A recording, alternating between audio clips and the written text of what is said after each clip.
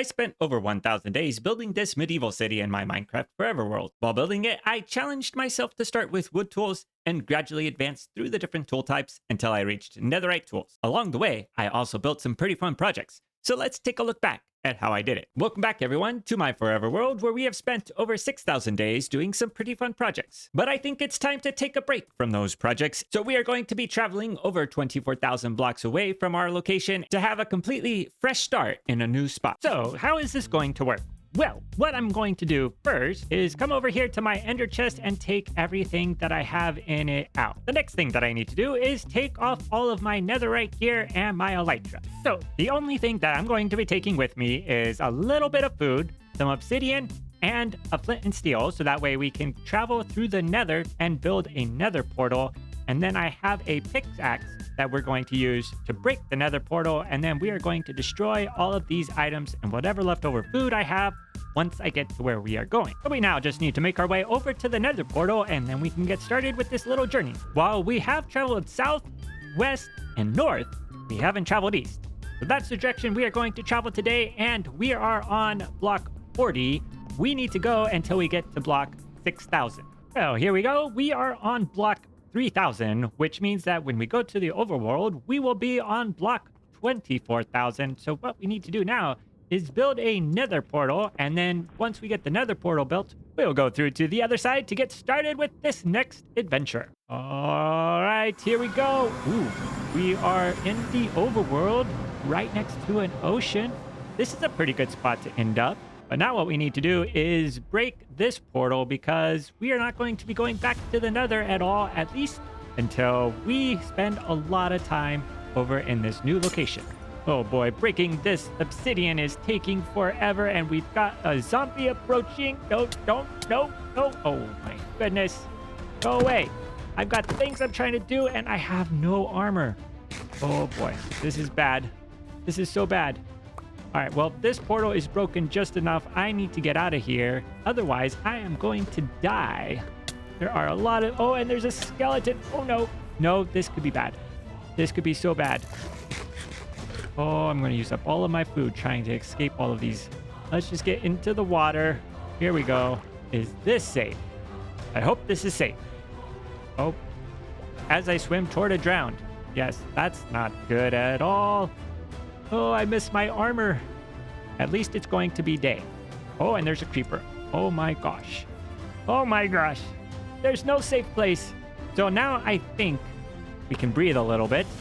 Let's go up here, and we are going to start a little fire because we have to get rid of all of this gear.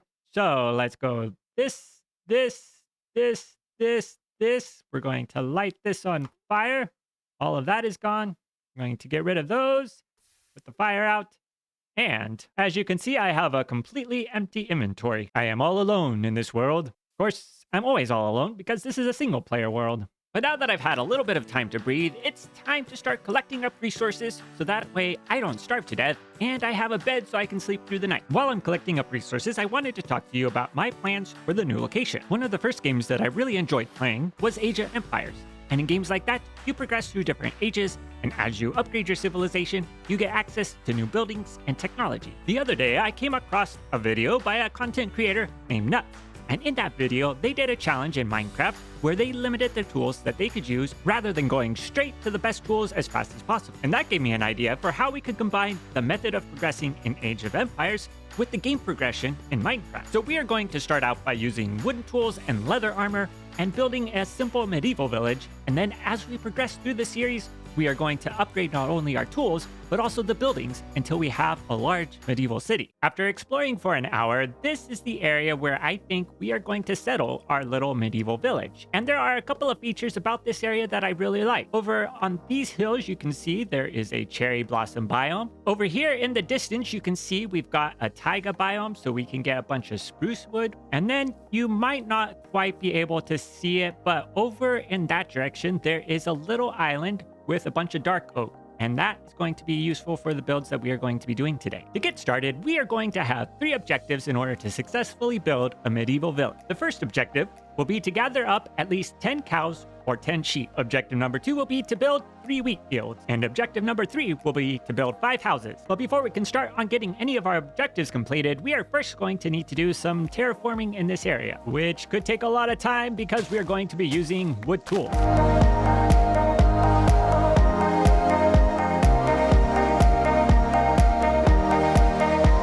I finished smoothing out the terrain here, so we now have some locations where we can build some houses. But before we can build those houses, we need to collect up some wood. If I'm being honest, using wood tools is not that fun. It takes forever to get things done, and you can't even get a full stack of items with one tool. I really miss my netherite gear. Let's smelt up some beef before we head out. 19 should be able to get us there and back. We are going to need about 18 stacks worth of spruce logs. This will take a while and probably go through a lot of axes.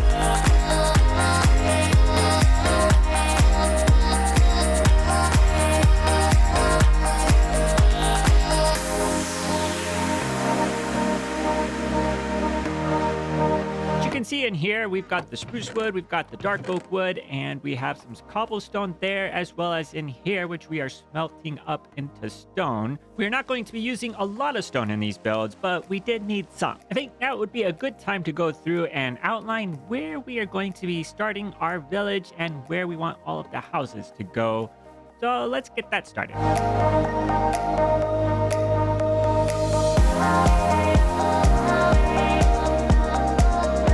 We now have our village laid out, and I think this is a pretty good start. But now I need to see whether or not we have all of the resources ready to go so that we can get these houses built. And it should be relatively straightforward to do this because I made sure when I was designing them that the resources that we are going to be using would be fairly easy to have, at least in the early part of the game. And it took a couple of days, but I was able to get all of the materials crafted up, and I collected so much more dark oak and spruce than we actually would need for today, but that's fine. We can use those for future builds. Before we start building the houses, I think what we should do is collect up some cows, so that way we can be breeding those cows while we're building the houses, and hopefully by the time we're done, we'll have a bunch of cows. Let's see, we've got 1 cow over here. Let's grab him. Got some sheep as well. Lots of sheep.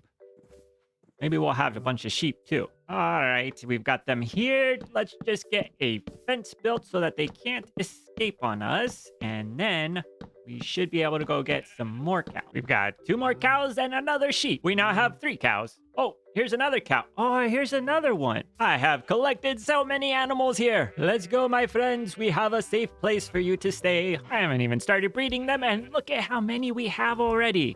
This is excellent. So it looks like we now have 1, 2, and 3 baby cows, which means we now have a total of 9, and we have almost completed the first objective of getting 10 cows. I think now would be a good time to get started with building our first house, and let's do this one right here. I went ahead and moved all of the resources over here, so we've got this chest and everything that we need to build the house. Let's get started. So the first of our 5 houses is completed, and we can go inside and see we've got everything in here. We've got some chests over here, which just have our resources that we've been collecting up. Over here, we have a crafting bench and stone cutter, and I put a second one just so that it'd be balanced out. If we go up the ladder here, you can see we've got 2 furnaces on this side, and then the bed over here, and we can just walk right across here because of the ladders.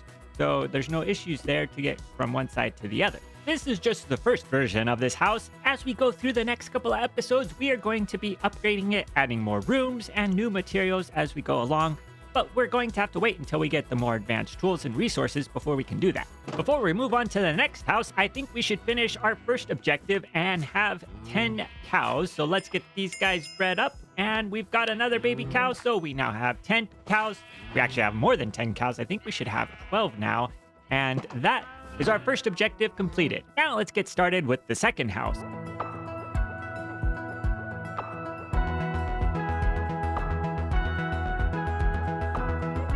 House number 2 is now completed, and it's a little bit of a variation on the first house that we built. It has this little side area where I've put a bunch of barrels that we could use for storage or decoration. That's going to be really useful to have. And then if we go inside, you'll see it's a little bit bigger. and we've got 2 ladders to go up to the top, and there's a lot more space up here. But now it's time to start with house number 3.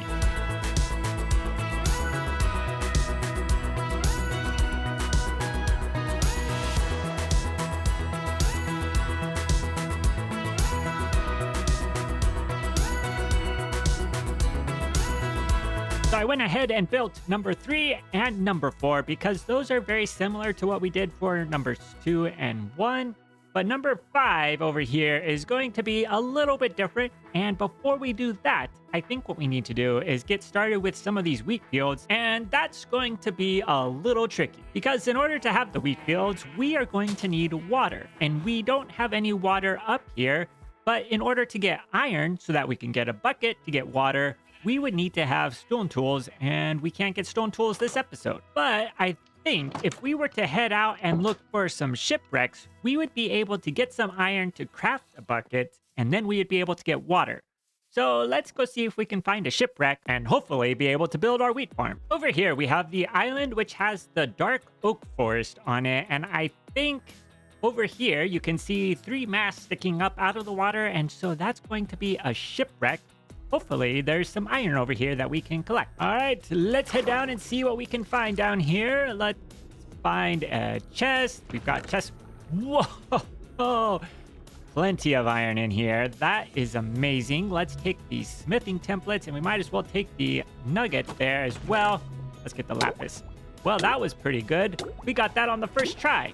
I wonder if there's anything in this chest over on this side. There's some carrots. Ooh. A leather tunic. Well, we already have a leather tunic, so we don't need any of those things. That's not too bad. I'm pretty happy with how much iron we were able to collect from that. I think we are going to put our first wheat field right here, and if we were to do something like this, we could just have a little bit of some fence post along here just to mark it out from the rest of the area, and that way it's going to seem like a field and not just crops planted randomly.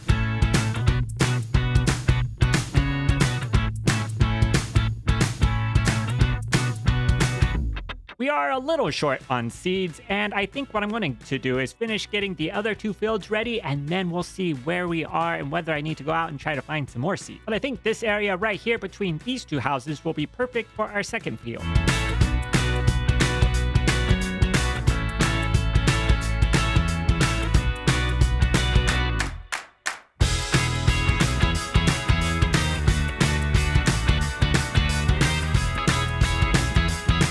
The second field is prepared, and I also went ahead and moved all of the cows and sheep to the back here, which I think will make things a lot quieter because they won't be out in the middle of everything. And then if we go up here, I also have the third field prepared. We just need some seeds now. It took me about an hour and a half to get enough seeds to fill in all 3 fields, and while I was waiting for the wheat to grow, I also added in a bunch of trees. With all of the wheat planted, our second objective is now completed. The last thing that we need to do is finish building the 5th house, and then we will have finished all 3 objectives for today.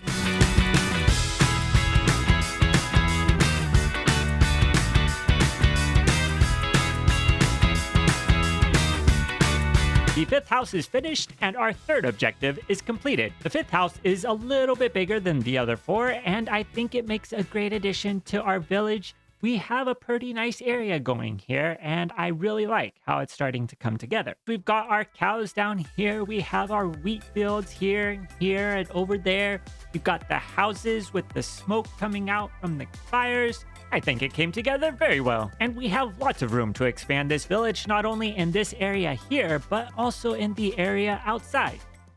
We have 3 new objectives that we are going to be working on. The first objective will be to build a mill, because this is a village that is based around wheat and bread, and you have to have a mill to be able to do that, at least in real life, not in Minecraft. Our second objective will be to add some villagers to our village so that we're not living here all by ourselves. And then our third objective will be to build a manor house, because I need a place to live and a place to sleep and store all of my items. To start our first objective, we are going to need to find a location where we can build a mill, because I want the mill to be powered by water, and as you can see from up here, there is no river or stream on this mountaintop. But over on this side of the hill, we do have a river, and it might be a good location for us to build the mill. So our village is right up here, and I think this corner right here will be the perfect spot. It does look like this is a flower forest biome as well, so this is going to be a pretty nice little area to build in. I think we are going to get started by building a road down to here. So that way we would have an easy way to get down and back up again. So let's get some spruce slabs and a bunch of shovels, and we can start building the road.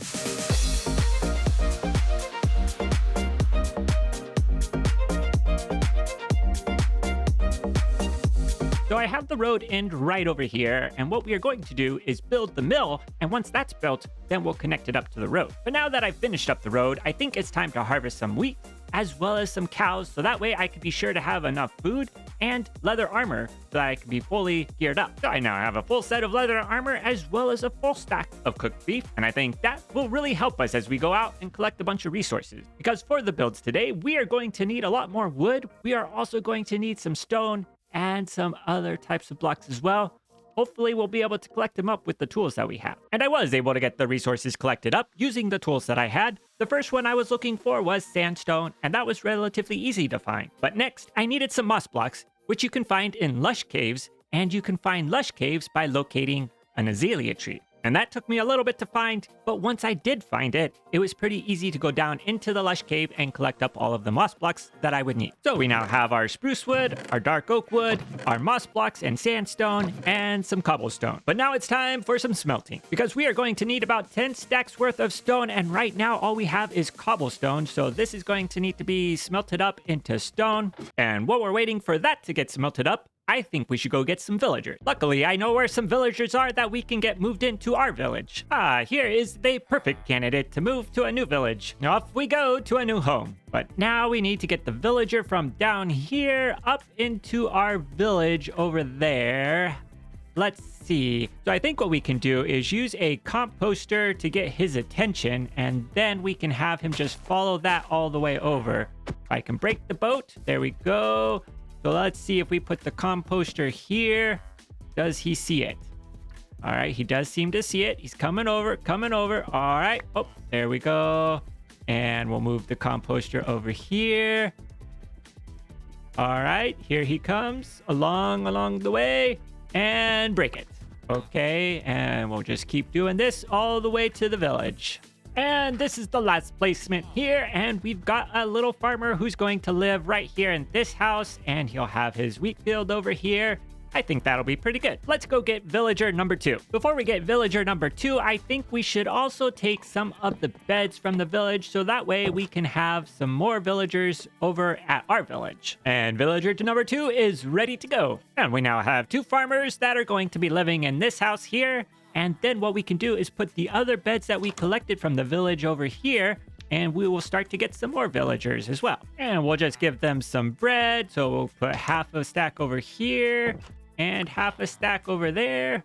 And they should start to do some things. Let's see. No? Do we need more? We might need more bread. All right, here is another stack for you, my friend. Let's see. Are we going to get anything? No? You're going to talk to me.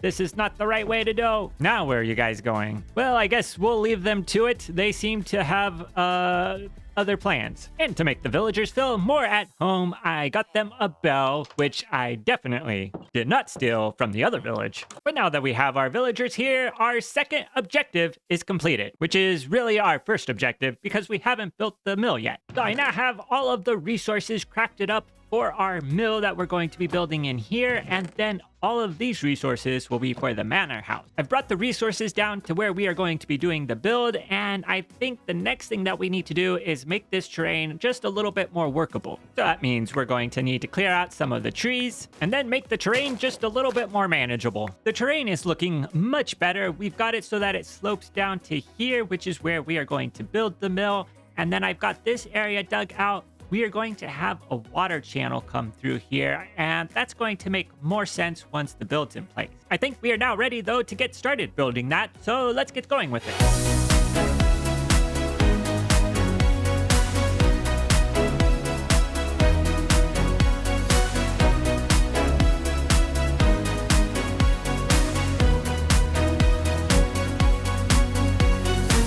The mill is now completed. I tried to keep the design similar to what we did for the houses up in the village. So we've got the dark oak roof, we've got the spruce stairs for the walls, And then around on the side, we've got the water wheel, which is why it needed to be down here by the river. Otherwise, it wouldn't have made sense. And then if we go inside, I did try to put a little bit into the mechanism here, but that's pretty simple. It's very basic. And overall, I think it turned out really well. So we've now completed our first objective, which is building the mill house. And since we've already completed the second objective, we can move straight to the third objective. Having come back from finishing up with the mill, I don't see my villagers anywhere around here. I think it's time for a little investigation. Initially, it looks like the villagers are at their house and working in the wheat field, so everything is good here. But if we skip forward a little bit, it looks like they are starting to wander off. And if we follow this guy over here on the left, he ends up in this hole and just stayed in the hole for the rest of the time. Looks like the villager who went to the right wandered down the hill and then just disappeared. But then he seems to reappear in the forest and makes his way back to the village, and then heads down and ends up with the cows and the sheep. So, having completed my investigation, I've decided to go check out and see if this is where they still are. And yes, look at this. We've got a villager in here with our cows, which that's not where he should be. And if we go over here to check out the hole, let's see if this villager is still in here. And what do you know?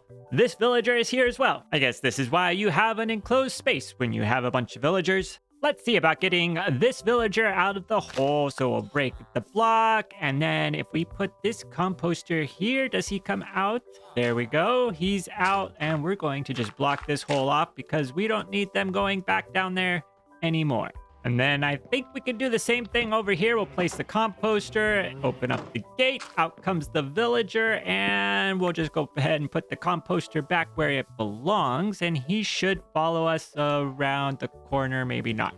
Let's go, guy. Come on. Over here. Let's go home. Come on. Where are you going? Looks like this one has decided to become a fisherman. Villagers. Why do I put up with this? Oh, well. All right. Let's get back to objective number 3, building the manor house. And in this chest, we have all of the resources collected up and ready to go to be able to build it. I think the best place to build this manor house, though, will be on top of this hill. And if we go up here, we should try to find a good spot to put it at. I think this is where we are going to build the manor house, and there's a couple of reasons for doing it up here. The first is that it gives a nice view of the village. It also gives a good view of the area around the village. And if this was going to be a manor house, they would be concerned about fortifying it, and being up on a hill would make it a lot safer than if it was down with the rest of the village. But as always, the terrain is not quite perfect for what we are going to be building, so I think it's time to do a little bit more terraforming.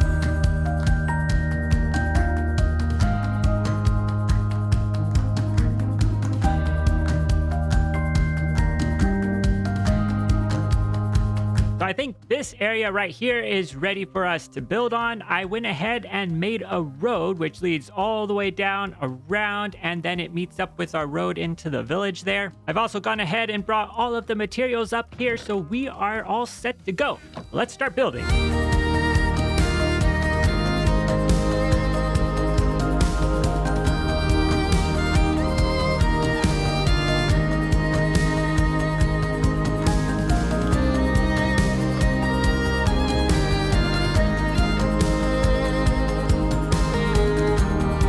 We've got the build completed. It's going to be the first of many buildings that we put up here, and while it is rather flat and boring at the moment, that will all change once everything goes in. I did do a little bit of work on the interior. We have some barrels down here for storage in the floor. I think that's a nice way to hide those. And then we have these rooms on the side, which have even more barrels. And then going upstairs, we've got this long room right here, which we could add some more stuff to. And then inside is the bedroom with a nice big bed, so that there's plenty of room for me to sleep in. And of course, we've got to have more storage over here as well. So there will be plenty of storage for as many items as I can get, at least at this stage. And we'll just have to get some stuff organized a little bit later on. But now that it's finished, we have completed our third and final objective for today. But before we end the episode, there's one more thing that we need to do, and that is upgrade all of our tools to stone tools. So let's get a stone pickaxe, a stone axe, a stone shovel. Oh, We're out of sticks. All right, a stone shovel, a stone hoe, and a stone sword. We can say goodbye to all of our wood tools, and we now have some upgraded and slightly better tools that we can use.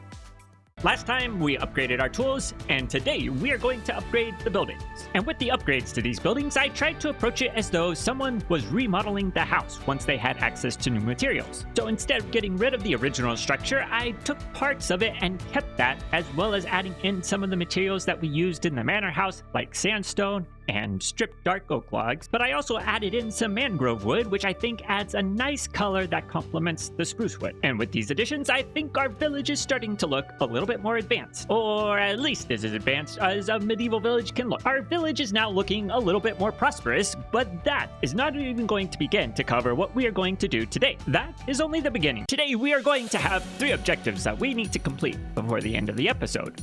The first objective will be to add some decorations to our village because right now it's rather plain and we could add some interesting things to look at. The second objective for today will be to add some houses so that this village can continue to grow. And then the final objective will be to add some additional fortifications to our manor house up on the hill. But that's going to require some terraforming because this hilltop is not that big. But let's take a look at how we are doing on resources. I have been collecting some spruce logs, so we have those over here. We also have some dark oak logs, and then over on this side I have my stone, but there is not a lot here. We have a little bit of sandstone, we have some cobblestone, but that's probably not going to be enough for what we are going to do today. And since we don't have the Silk Touch enchantment yet, we are going to first need to mine up a bunch of cobblestone and then smelt that cobblestone into regular stone, which will probably take a bit of time to get that collected up, so we better get started. In total, it took me about 3 hours to get all of the resources collected up, and it probably would have gone faster if I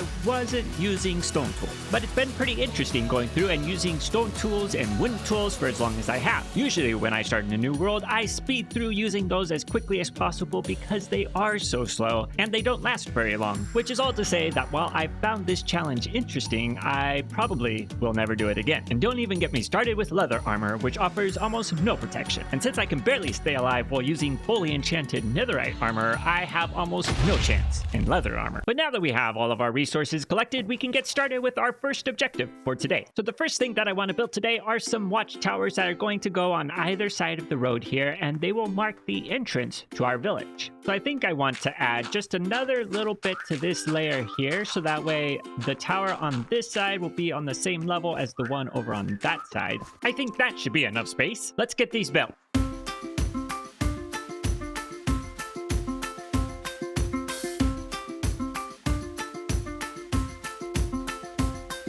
And we now have 2 nice little watchtowers that are a fairly simple design, but we are going to be upgrading these as we go along, just like we did with the rest of the buildings here. I also think this road right here could use with a couple of watchtowers as well.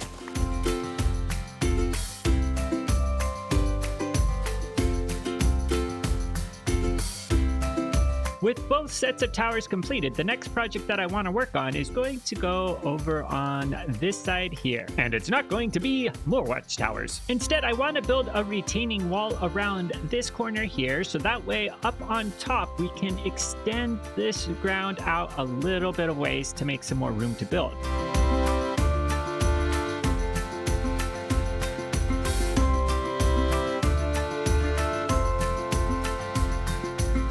The retaining wall is now built, and we have a good spot where we can build another house, and I think I should just fit in this area right here. But while I have the structure of the wall built, there are a couple of details that I want to add in, like replacing the dirt blocks down here with some blocks that are going to fit with this area a little bit better. So let's put some moss blocks in. I think that's much better. And we are going to need to add a little bit of color, so let's get some mangrove wood, which we can turn into some fence gates. I think those will be perfect. So if we add these in right like this and open up, we have a nice little red color for the sides there. We have now finished objective number 1, which was adding the decorations to the village. Now it's time to start with objective number 2, adding in some more houses. Obviously, we are going to put a house on this platform right here, and we are going to put a second one over in this little corner here where I've got these chests with the materials. And then the third and final house that we are going to add today will go up here, right in between these trees in this space right here. So let's get some houses built.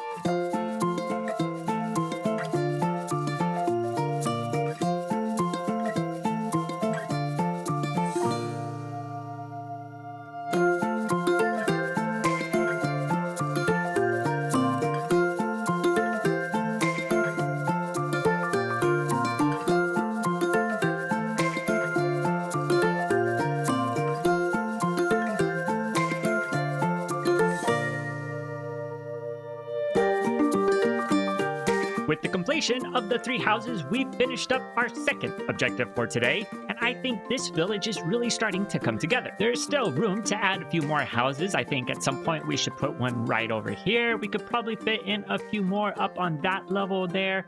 And then this center area has a little bit more room that we could use as well. But not today. We need to now move on to our third and final objective, which is building up the fortifications around our manor house up at the top of the hill. Over in these chests, we have the resources for this build. And with the dirt that we have over here, we are going to be extending this out just a little bit so that there's some more space up here that we can build a wall around. So let's get started with our third objective for today.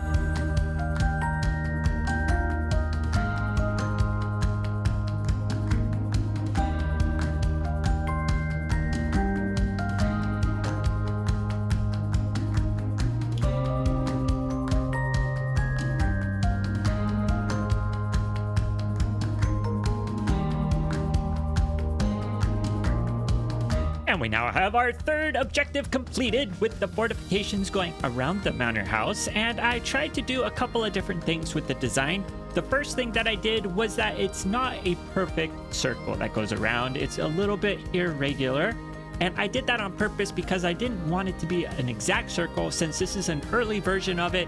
And as we go along, it'll become more precise. The second thing that I did, which is also related to the first, is that the house is not in the center of this circle. It's a little bit off center, so there's more space over here on the left than there is over on the right. But as we progress along with our village, this is actually going to become a castle, which is going to extend from up here, down along here, over around this corner. We'll probably do a little bit with the terrain here and some things with the terrain over here to flatten it out, so that we can add some more buildings to this area. But now that we've completed our building objectives for today, there is still a little bit of time, and I want to use that to go try to find one of the new pale garden biomes. So I've cleaned out my inventory. We just have a little bit of cobblestone and some sticks so we can craft up axes. And I also have a little bit of beef over here cooking up, so that way we can make sure we have plenty of food to be able to go out and explore. So now I think we are all set to head out, and hopefully it won't take too long to find one of these new biomes.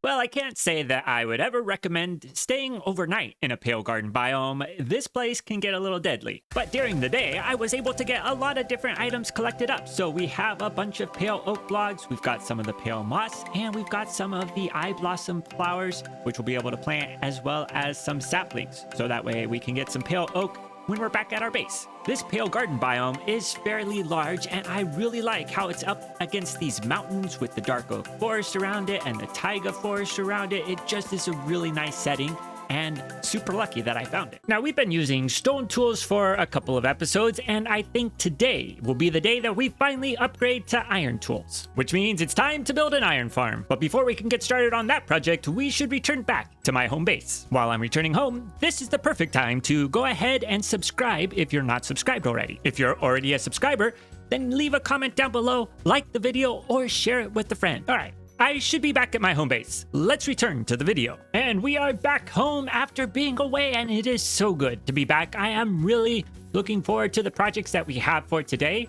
While I was on my way back, I did pick up quite a few different types of items. You can see some down in the hotbar. We've got some iron, we've got some lapis, we've got a flint and steel, and all of these things are going to be useful for what we are doing today. One thing that we are going to need to do before we can get into the start of the episode is make sure that we have plenty of food, which means getting a bunch of wheat and then breeding up our cows. Because we're still early enough at this point that we haven't secured a good quantity of food, and I gotta make sure I don't starve to death here. With our food situation all taken care of, we can start thinking about our objectives for today.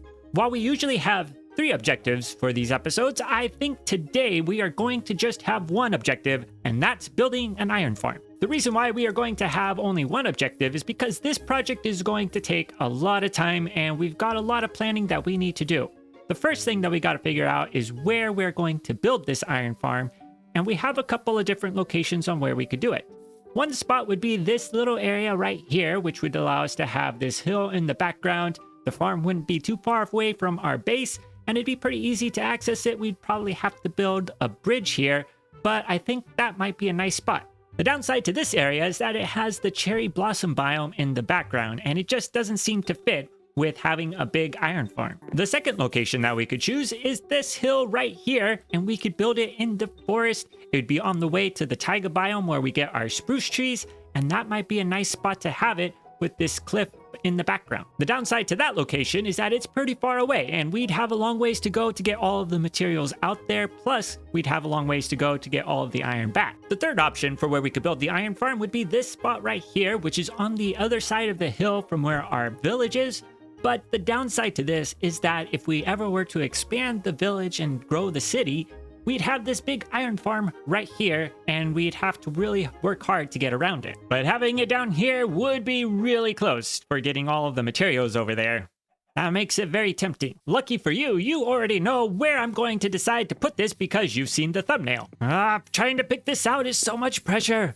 I could get this wrong and then it'd just be the worst. A, B, or C. Let's go take a closer look at this one over here. There are some things to really like about this area. We've got the arch here. We've got a cave over here. There's this ravine right here, which is giving me some ideas of things that we could build for this area. I think this might be the spot. Yes, this is definitely the spot. We may have to do some light terraforming to make this work for the ideas that I have and what I want to build, but that shouldn't be too bad. Let's go get some things together so that way we can get started with that. While I'm clearing out this area, I wanted to talk to you about a change I made switching from using the replay mod over to using the flashback mod. One of the reasons why I made the switch over to flashback is because it allows you to change the time of day. And by overriding the time of day, we can avoid the flashing effect that's created by the sun rising and setting in quick succession, which is really noticeable during a time lapse. So my question to you is, does overriding the time of day detract from the survival aspect of the game? I'll be interested to hear what you think. I think the digging is all finished for this area. Now it'll be time to go back in and add all of the blocks that we are going to use to make it look nice. For the terrain, we are going to be using a lot of blocks like stone and andesite and cobblestone and coarse dirt, and we are going to also use some of the new pale moss, which I think will look really well to help blend in with the grass. While digging out this area, I was able to collect a lot of cobblestone and a lot of dirt, which I have over here. So we've got a double chest full of cobblestone and a little bit extra. We also have 2 double chests worth of dirt plus a little bit more over here. So we are in a much better position resource-wise than we were before we started. But the downside to all of that is that it's cobblestone, and we are going to need a lot of stone for the stone that we are going to put in here. Plus, we are going to need some stone for stone bricks. So we've got to go out and get a bunch of coal so that we can smelt up the cobblestone to get the stone. Oh, and we've also got these guys who have been causing me all sorts of problems. I really don't like the pillagers. But I've actually just had another idea for what we could do. Instead of going out and getting a bunch of coal, we could turn all of these oak logs into charcoal. And that certainly is much better than having to go dig in a bunch of caves for some coal. So let's craft up some furnaces, and we'll use those furnaces to craft up some smokers. And then let's place down these smokers here, and we will use those to craft up the charcoal. So let's add the coal and add the... Wait a minute. Wait. Smokers don't work on logs? Never mind. Let's get some furnaces. I've moved my smelting operation over to where I get my spruce wood, and I've got this chest which has got all of the cobblestone. We've also got some logs here, and we've got these smelters going to get the stone. So while those are going, I'm going to get the spruce logs that we need for this build because we are going to need a lot. While I'm collecting up these resources, I wanted to talk about one of the challenges that I've discovered by moving thousands and thousands of blocks away from the spawn point in the world. You see, while I'm out collecting up resources, I'm usually sleeping in my bed and breaking it, which means that when I die, I don't have a respawn point. So when I respawn at the spawn point of the world, and I have to travel thousands of blocks through the Nether before I can return back to what I was doing before I died, which is not ideal. So I think we now have everything collected in these chests that we are going to need for building the base portion of this iron farm. And I think that is where we are going to start because the main part of the farm is going to be built up in the air. So this portion down here can all be built before we get started with building the farm up in that spot.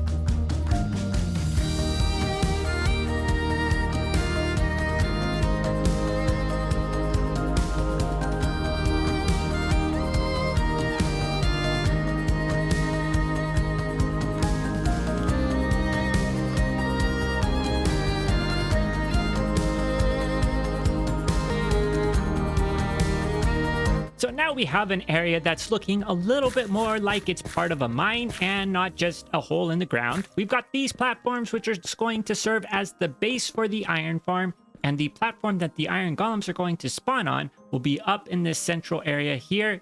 This area is where the iron golems will fall and end up dying so that we can get the iron ingots from them. Over in this corner, we have a ladder which leads down to the bottom of that area, and that's where the chest will go to where all of the ingots will end up. But this area down here is not finished at the moment. That will have to wait until we get the farm built. But before we can build the farm, there is one more thing that we need to go get, and that is the villagers which are going to be powering the farm. The fastest way to get those villagers over to where this area is at will be the river, which is right over here. You can see it just behind the trees here, and we will bring them by boat over to this area, and then we'll just have to transport them from the river back over to where we're going to be building the iron farm. All right, so let's get villager number 1 here, and away we go. And we've successfully transported villager number 1. Now let's get villager number 2 to get in a boat, and away we go. And we've now successfully transported villager number 2. So I think our villagers should be safe in this little box, and now we need to go see some sheep about getting wool, because we need to craft up about 12 beds. Now, should I have used shears to get the wool from the sheep?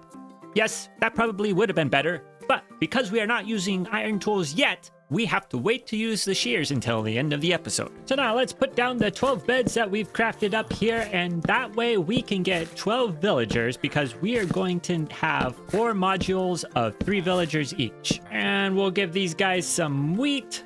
Let's see if that will help them here. Let's just go like that. And do you like wheat? I hope you like wheat. So nothing was happening, and I was doing some checking. They don't want wheat, they want bread. And I gave them all the wheat I had, so now we need to go back to our wheat farms, collect some more wheat, and craft bread. So I went and got a 3rd villager because one of them, I think, has a full inventory full of wheat. And that's all it took to get a villager, so now we are getting baby villagers, which is excellent. And we can leave them to take care of business while we build our iron farm. But before we can build the iron farm, I need to do some crafting because I've got to turn all of these logs into stairs and slabs and fence posts and all sorts of other things, which will take a little bit of time. I better get started. So I now have everything crafted up into these 2 chests here. There is going to be a lot of spruce wood, as you can see. And then we've got some dark oak wood, stone, and I had to go get a little bit of deep slate. But I think that's everything we need to get started with building these.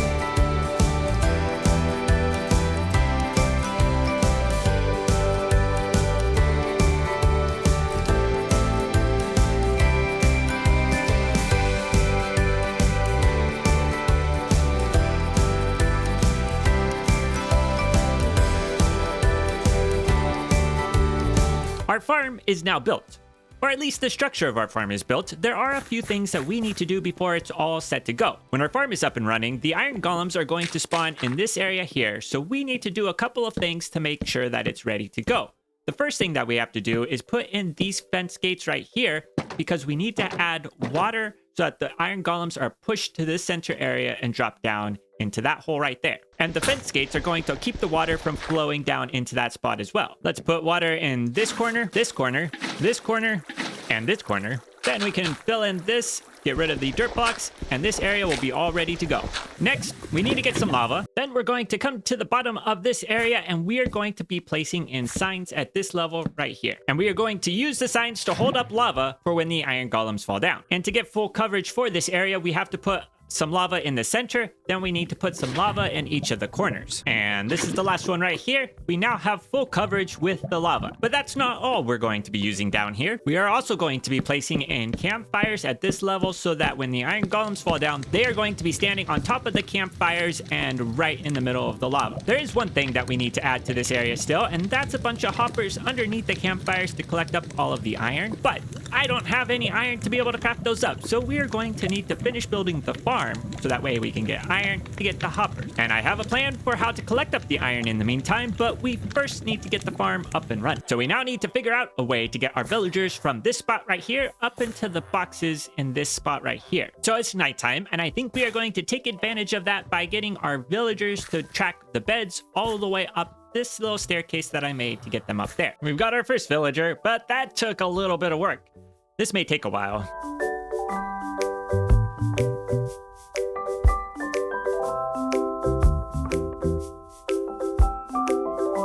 We've got all of the villagers in place, and we have 1 zombie in this tower here, but we still need 3 more zombies. It's now daytime, and I'm not thinking we're going to get any to spawn during the day, but we will get them tonight, and hopefully that will be enough time to get them up there.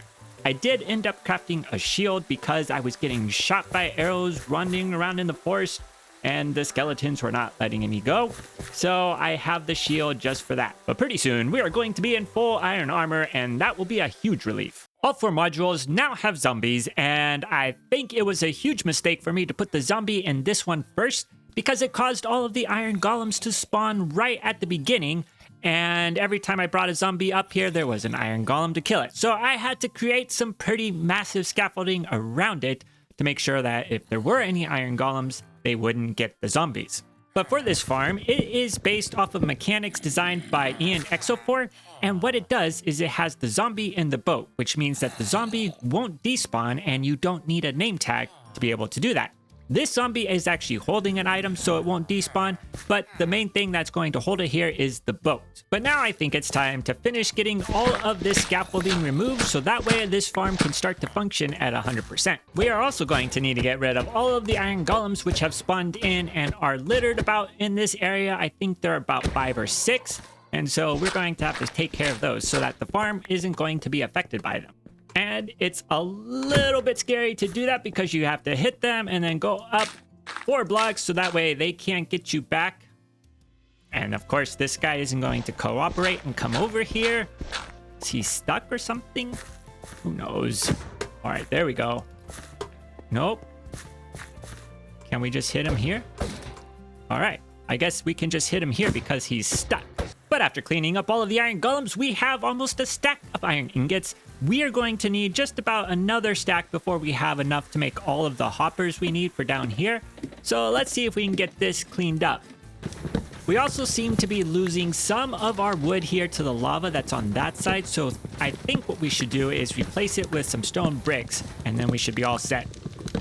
So here's my idea for getting the iron ingots that drop down before we get all of our hoppers in place. We can see that there should be some right there, and if we use this trapdoor to get underneath the campfires, we can go along here and pick those up, and then we'll be able to use the iron ingots to craft up all of the hoppers that we need.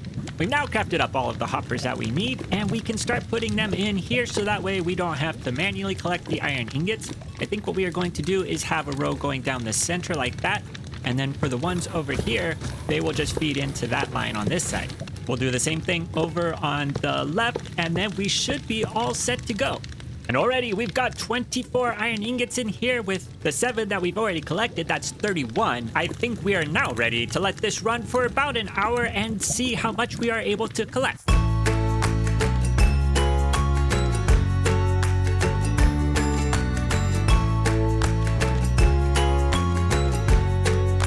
So it's been 1 hour, and let's see how much we were able to get. Put that there. So we have 8 stacks and a little bit. That's just about what I was getting in my testing, and I think that will be plenty for what we need. But now that I have a full set of iron armor and iron tools, I'm feeling much better about things. It'll be so much easier to collect resources and go out and find things and get things built, since I will hopefully not die as much. The focus for today is going to be on getting this hilltop fixed up. We are going to be doing a lot of work with this house up here, changing it over to make it into a castle. To get started with that process, we are going to need to first do quite a bit of work with the terraforming of this hilltop. I think we need to get rid of this mound of dirt over here. We need to flatten out this area right here, and then we can get started with making the changes that we are going to be doing to this structure, because I've got some big plans for it and I am really excited to get started with building it. But before we can start digging out all of this area, we need to go get some more iron from our iron farm, because we are going to be using quite a number of tools to be able to dig this space out. This iron farm isn't too far away from our main base area, so it's pretty easy to get over here. You can see that we've got some iron golems dropping down, and I think I almost fell off that edge there, which would have been bad. But as you can see, we get quite a bit of iron from this farm, so we are not going to have any trouble crafting up all of the tools that we are going to be using today. So let's get started with flattening out this area. While I'm digging out this area, I wanted to talk to you a little bit more about my plans for this castle. Today, we are going to be working on the first phase, and this first phase is really going to be focused on getting a keep built, as well as the initial fortifications around the keep. The design I came up with for the keep is going to incorporate parts of the manor house, so that way we can still look back and see some of the original structure once it's completely built. We now have a lot more space to work with up here. There are a few areas that need to be filled in. There's this area right here. Over on this side, we also have some areas that we need to fill in because there's a pretty steep drop, and we need a wall to go along this edge here. But we are going to need to do some pretty serious resource gathering before we can start filling in these areas. And to get started with that, we are going to head over to this area right here next to where our iron farm is at, because we are going to use these 2 buildings as entrances to a mine. And that will allow us to collect a lot of stone and other materials while we are able to have the iron farm running at the same time. I think to get started, we should add a couple of torches in here, and then it's time to start digging. Well, look at what we found. A geode. This is a nice little surprise. I have been digging down. We can see the staircase that leads all the way up there, and working our way down, hopefully to the deep slate level, but it looks like we've got some water over here, and we've got the geode, which is a nice little find. We've now reached the deep slate levels. This is only level -4, so we're not all the way down to bedrock, but close enough to get the deep slate.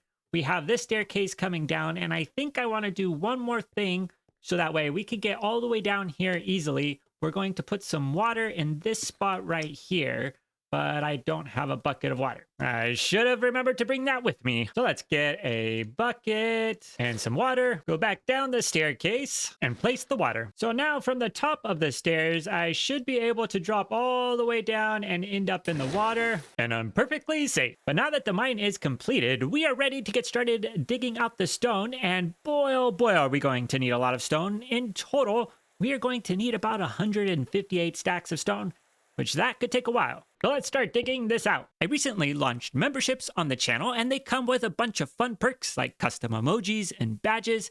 If you want to support the channel, it's a great way to do it, and that will help me to be able to spend more time creating videos. I think I now have enough cobblestone to make the stone that I need for the build, but we have to turn all of this cobblestone into stone. And when we were building the iron farm, I just was using a couple of furnaces to smelt up the stone, but we are going to need so much, I think we should build a super smelter. While mining up the stone, I was able to get a lot of iron. We now have almost 4 stacks of iron blocks, so that is going to be plenty. I've also set up this little system to turn all of the poppies into bone meal. Before the super smelter, we are going to need to craft up some hoppers, a bunch of furnaces, a minecart, and some rails. We are also going to need to smelt up some gold, mine a little bit of redstone, and craft some power rails. Then let's place some chests down, add a row of hoppers, add in some furnaces, add some more hoppers, add in even more hoppers, place rails on top of the hoppers, connect the rails with some powered rails, add some power to the rails, and finish it by placing off some minecarts with chests. The last thing that we are going to need to do is get fuel for the furnaces, and then we'll be ready to get everything smelted up. Getting a bunch of coal is going to take too long, so rather than do that, I think what we are going to do is what we did last time and just smelt up a bunch of wood to turn it into charcoal, and that is how we are going to get enough fuel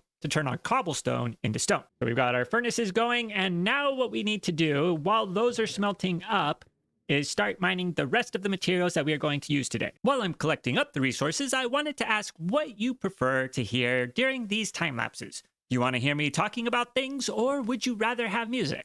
Let me know down below. I've been out collecting tuff, and you can see I've got a full inventory of tuff, but we also have diamonds here, here, and here, which means when it's time to upgrade to diamonds, that's going to be pretty easy. But we are not going to gather them up today. The other thing I wanted to show you that I found while digging was this trial chamber right here, and that might be something that we explore in a future episode. But I think I have collected all the tuff that we are going to need for today, so we should head back to the surface to see where we are with the resource collection process. We now have this chest filled with stone. This chest is halfway filled with stone. We've got this chest which is all full of tuff, and this one has almost half of it filled with tuff. And that's not a bad start, but we do have a bunch of wood types that we are going to need to collect as well. Oh, and I'm also going to have to carry this back to where we're building the castle without shulker boxes. That's going to take a few trips.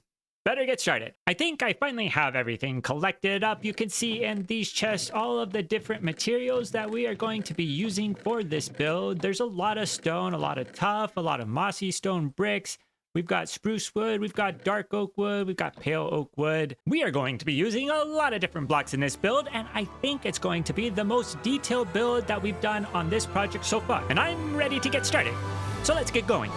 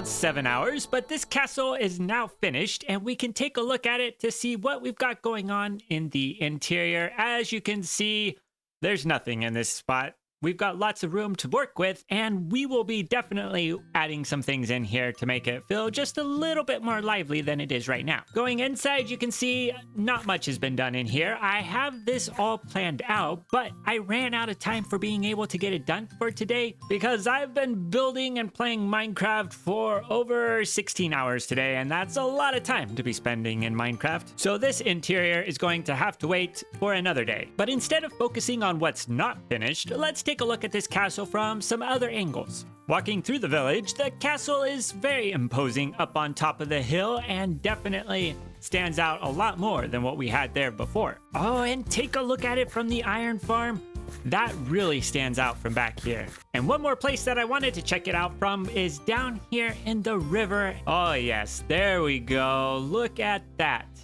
Perfect. And maybe I'm going on just a little bit too much about this, but this is something that I have been thinking about ever since I started working in this area, and so to have it finally built is really exciting. Getting this castle built was a huge step in completing this village, but we still have a long ways to go. There's still so much I want to add to the village. There's more houses to add. We've got upgrades to add. And this castle is only in its first stage. There are some more things that I want to add to it, both inside these walls and outside the walls. We are just getting started with everything that I want to do. Today, we are starting out in front of the castle that we built at the end of the last episode, and I have been busy working on the interior, getting it ready for some of the work that we are going to be doing today. When we built the castle, we built it around the house that was on top of this hill, and I've been going through and removing the parts of the house that we are not going to keep. What is here will remain, and that way we can still have parts of this house to be able to survive through the rest of the changes that we are going to be making. This is going to be the second floor. There will be a third floor, and I think there will actually be a fourth floor as well. So a lot more room than there was before. But that's not going to be the only project that we are going to be working on today. I also want to go through and make some changes to our village. We are going to be upgrading these houses. We're going to be adding in some more houses. And I also want to start expanding our farming area so that way we have farms along this area over here. We've got a pretty action-packed episode ahead of us, so we better get started. I think the best place to start will be to work on the interior of the castle because we have all of the materials that we need to do that in these chests over here, which means we can get right to work. We don't need to do any material gathering. With the basement floor, I decided to keep it consistent with what we had there before, so it's a lot of smooth stone and spruce logs, but I wanted this ground floor to feel like a cellar, so that's why I went with a lot of barrels along the wall. But while I used stone for the ground floor, for the rest of the building I was going to use spruce wood. So we've got a lot of spruce logs, we've got a lot of spruce stairs, spruce slabs, spruce planks, and I think there's just something about using wood for interiors that makes them just a little bit more warm and inviting. I've got the interior completed, so we now have this entryway when we come in. It goes down these stairs here to this middle area, which can then lead over to where we've got chests to store things. We go up the stairs, we are then on the second floor, and then in the corners over here we have stairs which take us up to the third floor. And then finally, we've got some ladders here, which will take us all the way up to the fourth floor and then up to the roof as well. Are we going to be detailing this interior? Maybe, but not today. Today is going to be focused on building buildings. In addition to the keep, I also have added in some stables over here. We've got room for 4 horses. We just don't have any horses to put in there right now, but we're not going to worry about that yet. Instead, we're going to focus on upgrading our village because there is a lot that we need to do for it. Fortunately, I think we have enough left over from what we did with the castle to be able to do the upgrades to the village. And in between episodes, I was busy collecting up a couple of materials that we didn't have, like cobbled deep slate and sandstone. But before we start upgrading the houses and building new houses, I think we should do a little bit of planning for where the houses should go. So let's see, I think this area right here has a lot of space and we could build a house here. So let's just put a bunch of blocks right here in front to signify this is where we're going to put the entrance. I think another good area to put a house would be this spot right here. The only downside is that the hill comes all the way down here. So we may end up having to do a little bit of terraforming to make sure that we can build the house in this spot. Or we could build a retaining wall along here and we could use that to flatten out the area about to this spot. That might work. I'll have to think about that. We should also probably put a house right here. This could also be a good spot. We'll also add one on this spot and one right here and one more over on this side. From out here, we have a pretty good vantage point of the village, and I think these houses that we are going to add in will fill this place in very nicely. We are also going to upgrade the existing houses, so they're going to be a little bit bigger and have some new materials added in as well. And if you're wondering, why am I upgrading my village houses? Well, the point of this project was to slowly grow it over time and not only add more houses, but also change the houses to show the village evolving over time as it became more prosperous and a greater population. So the question now is whether I should build the new houses first or upgrade the old houses. I think we will do both at the same time. To get started, we are going to need to move some of these materials down to some chests by the houses so we don't have as far to go. We're going to be using a lot of smooth sandstone and sandstone, a lot of spruce wood, a lot of dark oak wood, a lot of cobbled deep slate, and those will be the primary blocks that we are using. So I think I have just about everything collected up, but we are all out of mangrove wood, and we use the mangrove wood as some highlights to the builds. So I'm hoping that I've got some propagules over by my iron farm, which is the last place that I used them. So let's see, are they in here? I don't see them. Oh no. Oh, there they are. Oh, and look at this. We've got some mangrove logs in here. That might actually be enough for the number of fences that we need. Hopefully that's enough, because I don't like having to chop down mangrove trees. So I think we have everything ready to get started, and we are going to begin by flattening out some of this terrain so that way we have an area that we can build the houses. The changes that I'm making to the terrain here are pretty minor. I'm mostly just expanding some areas, flattening some areas, and otherwise making it a little bit easier to build on. The houses that we are going to be building today are the final design that we are going to use for this village. The walls are going to be staying mostly the same, as we are going to continue using sandstone and stripped dark oak logs, but we are going to be changing the roofs from dark oak planks over to cobbled deep slate. And it's been a pretty interesting challenge to go through and try to make changes to houses to make them look new and different, but also try to incorporate parts of the original design as well. In total, I came up with 6 different designs for the houses that are being used in the village, and they all have different sizes and dimensions to them. So some are just a single story, others are 3 stories, some have towers, others have multiple rooms that branch out, which I think all ended up working well together. And not only do these houses have exteriors, but they also have some interiors as well.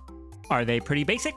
Yes, they are, but they're not just hollow buildings. So taking a look at the village, I think we almost have enough houses here. There are a total of 15, and while there are a few more spots where we could put 1 or 2 more houses, I also want to have enough room to be able to add in some different types of shops and other types of buildings, so it's not just houses in this village. But we're not going to add those shops in today. Instead, what we are going to do is work on this area over here, because now that we have, now that we have a full number of houses, we need to be able to feed all of the people that would be living in those houses, which means we need to start adding in a bunch of farms out here. Because it wouldn't really make sense to have a bunch of wheat fields in the middle of a village. Those would need to all be on the outside where there's lots of room to have fields that are going to match the number of people that would be living here. The other thing that we should be thinking about is whether we should be having more than just wheat fields. If we should get some carrots or some beetroots or some potatoes, we could have a little bit of variety, and I think that might be better. So I think the best way to start with this project will be to get some iron so we can make a bunch of tools. I think we should also grab a bunch of dirt that we have over here by the iron farm. And then we're going to make a few changes to the terrain over here to make it a little bit more friendly for some farms. So the goal with the changes to the terrain here is to smooth it out, but not make it flat. So we are expanding some of the areas, we're removing some of the areas, and otherwise making it so that when we plant the crops, it's a gradual slope that they're being planted on and not steep terrain. And not only did we need to smooth out the terrain, but we also had holes that needed to be filled in as well. With this terrain figured out, it's now time to start splitting it up into different fields. And in order to do that, we are going to need to get a few things together. The first thing we are going to need to collect is a bunch of moss. We are then going to take that moss and craft up some mossy cobblestone and turn some of that mossy cobblestone into stairs and slabs. We are also going to collect up all of the crops in the villages around where our base is. It'll probably take a number of villages before we get a good supply of vegetables to grow. We are also going to need some oak leaves. In these chests, we should have just about everything that we need to get started with our project. We don't have a lot of potatoes or carrots or beetroot seeds, but I think that should be enough to get us started. And then we will just have to let the fields grow and replant and grow and replant until we have a full field. But now we've got a lot of grinding to do to get these fields ready, so let's get started. The first step in dividing up these fields was to outline them using tough and mossy cobblestone blocks. Then I went through and added in some stairs and slabs to add a little variation to the height. And then it was time to start preparing the ground to plant the seeds. The first step to that is putting in all of the water so that the ground is irrigated. And then I needed to go through and convert all of the grass to farmland. And finally, I had to start adding in the seeds that I had collected. In total, I spent about 3 hours just converting all of the ground over to farmland, and I did not have enough seeds to be able to fill in all of this space. I had to wait for it to grow so that I could harvest it to plant more, to wait for that to grow, to harvest it to plant more, over and over and over. While I was waiting for the crops to grow, I decided to build a little silo where we could store all of the wheat and seeds and carrots and potatoes that we were growing here. But once that was built, it was back to harvesting plants and replanting until we filled in all of the fields, which eventually I was able to do. And things are looking much better over here with all of the fields filled in with the different crops. We've got a lot of wheat fields, we've got melon, we've got pumpkin, we've got beetroot, we've got carrots, we've got potatoes. And this little walkway here is coming together very well. We've got a little silo right here, which we can use to store some items. And I was also going to use it to do one other thing, and that is to have some chickens in it. Right now, we just have one chicken, and I'm hoping that at some point, we'll get eggs here. Oop, oh, no, no, no. Well, that's not how I wanted that to go at all. All right, so we now have that chicken back where it should be. And if we take this egg, let's see, will we get another one? Oh, we did get another one. We'll be able to use this to get a lot of chickens over time. But from here, you can see all of the fields that we've added. We've got beetroots over there. We've got wheat here and here. We've got our pumpkins, potatoes, more wheat. Behind the silo, there are carrots.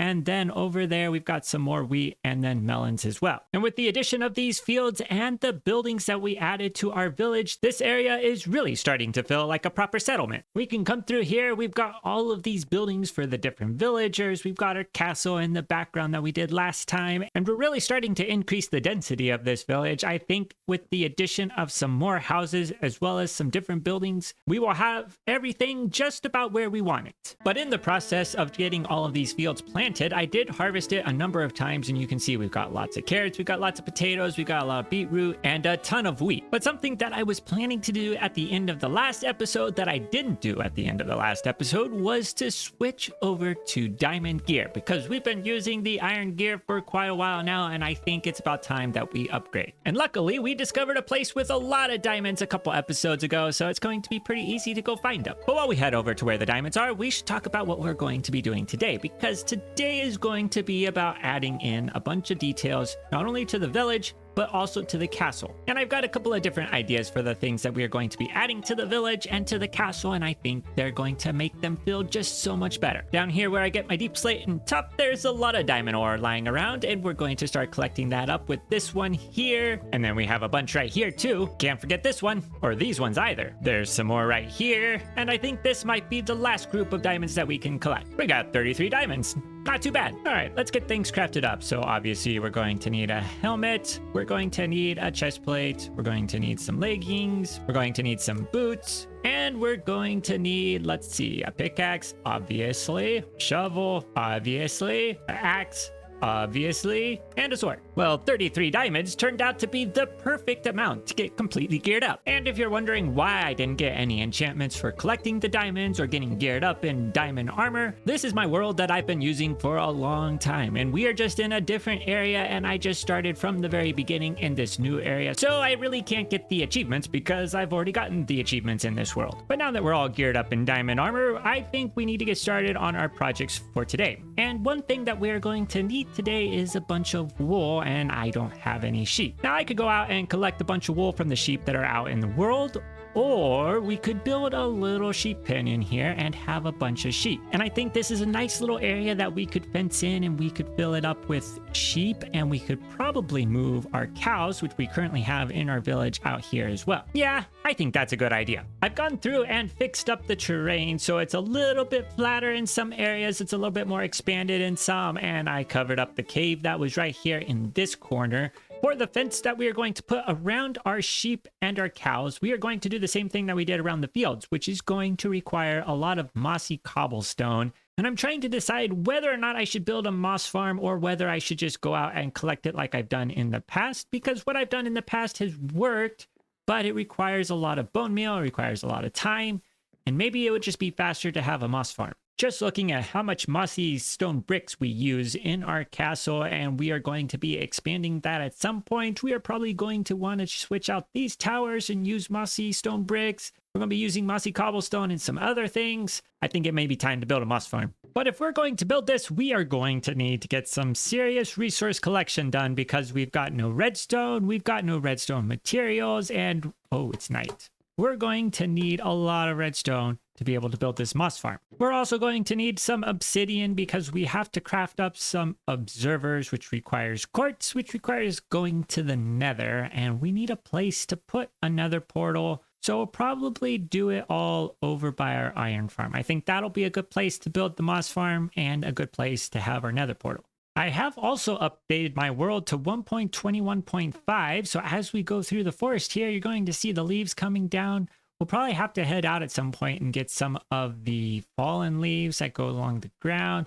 Maybe try to find some of the different cows and pigs and chickens that are out there. But that'll be for another day. Today we gotta focus on our projects and getting our village upgraded. We're back down here in our mine, and let's get some redstone. While I'm collecting up the resources, I wanted to talk to you about the different types of mods that I use, because I was thinking about it the other day and thought it would be good to be fully transparent about what I have running on the system. The mods that I use can be divided up into 4 categories. The first category of mods improves performance. There are 4 performance mods: Bobby, Fabric, Sodium, and Lithium. The performance mods really don't change the gameplay or add any features. They are focused on making the game run smoother, which is necessary on the Java edition. The second category of mods are the ones that I used for designing builds. And there are 3 mods that I use for that: Axiom, Lightmatica, and World Edit. If you've watched my Building Bigger in Minecraft video, then you know how I use these 3 mods. I will also add that I use Lightmatica primarily to know how many materials I am going to need for any build that I design. And I also use the schematic to make sure that I don't mess up a build when I'm doing it in survival, because that's happened before and it takes forever to take a building down and then redo it. The third category of mods are utility mods. They include Flashback, which I use for recording time lapses, and Simple Voice Chat, which I use for talking to other people on the server. The replay mod was the primary reason that I switched from using Bedrock to the Java edition when I started this channel. But when Flashback came out, I switched over to it because I like a lot of the features that it has, including the ability to override the weather and the time of day when recording time lapses. The final category of mods are ones that I use to enhance the gameplay. And there are 4 mods in that category, including Logical Zoom, Sodium Dynamic Lights, Iris, and FreeCam. Iris is important because without it, we couldn't do shaders. And with FreeCam, I try not to use it a lot, but there are times where it's useful, especially when I'm trying to find my base after going out and exploring the world. Those are all of the mods that I use, and while they do enhance the gameplay a little bit, I think it keeps it pretty close to a vanilla experience. The moss farm is up and running, and it barely fits in. You can see here we're right up against the wall on this side, and if we go over here, we're also right up against the wall on this side here. It also makes our super smelter seem really small. But you can see down here, we've got a bunch of moss in here and even more moss in this chest, which means we're ready to get started with our building projects for today. So our first building project for today is completed, and it's a nice simple little pin. And if we go inside, you can see there's not a lot of texturing on the inside. And that's because we have to make sure that we have at least a 1.5 block height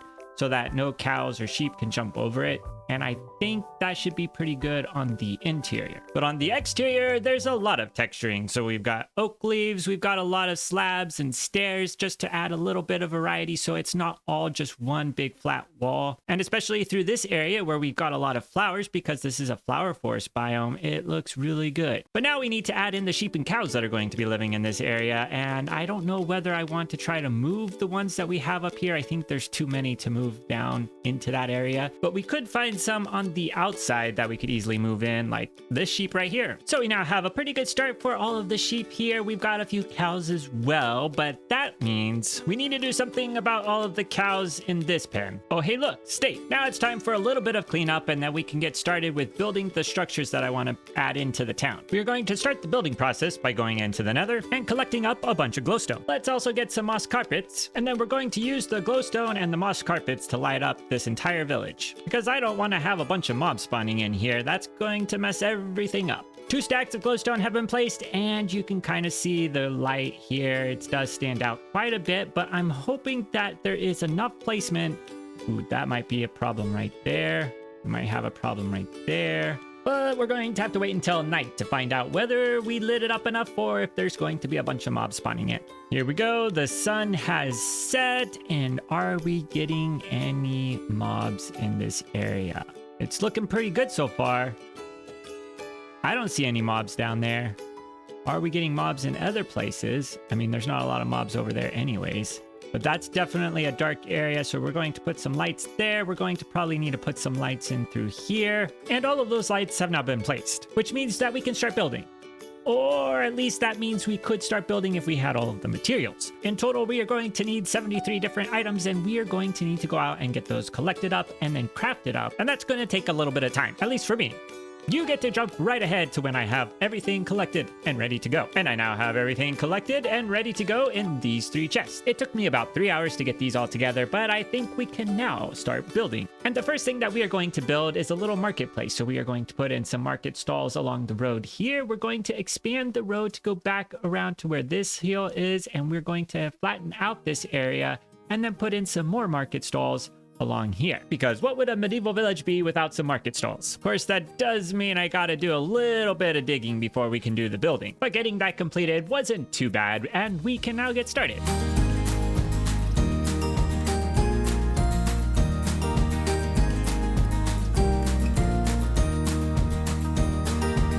So our marketplace is now all set up. We've got a little stall here that's going to be mostly about plants. This one has drinks. Over here, we've got a blacksmith. This one is going to be for books. And then down here, some pottery, I guess. I kind of ran out of ideas on this one, but you will notice that we also have some barrels along the side. Over on this stall, we've got some composters. And what I want to do is get a bunch of villagers in here so that this place starts to feel a little bit more alive, because what's a marketplace without any people to buy stuff? But the villagers are going to need to wait for another day because we've got some more building to do. And our next build is going to go in this spot right here.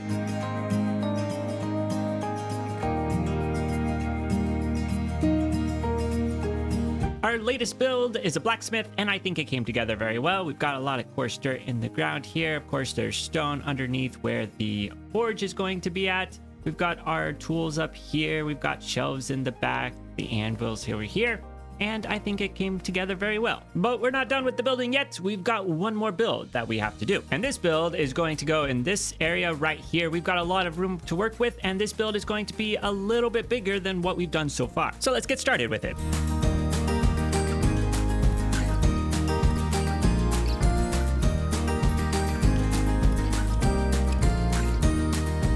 So this building is a little bit bigger than the other houses that we have in our village, and I want this building to be like an inn. So on the inside, I've done a little bit of work on the ground floor. We can go inside and see. You can see we've got a bunch of tables here. Over here, we've got a bar area where there'd be drinks. And here is the kitchen, which is very minimally decorated. And we won't even go upstairs because there's no decoration up there. It's just empty rooms. But I think the inn fits in nicely in this corner, and it fills in the area very well. And with the other additions that we've made to this village, I am really starting to like how this village is coming together. But we're not done building yet for today. We've got one more project that I want to do. And I want to fix up this area because right now this is just a big open field and it doesn't really feel like a castle courtyard. There's a lot that we could do here, and we just need to get a few things together to be able to start on that, which I have in these chests right here. So you can see all of the different items that we are going to be using to get this area decorated, which means we're now ready to get started.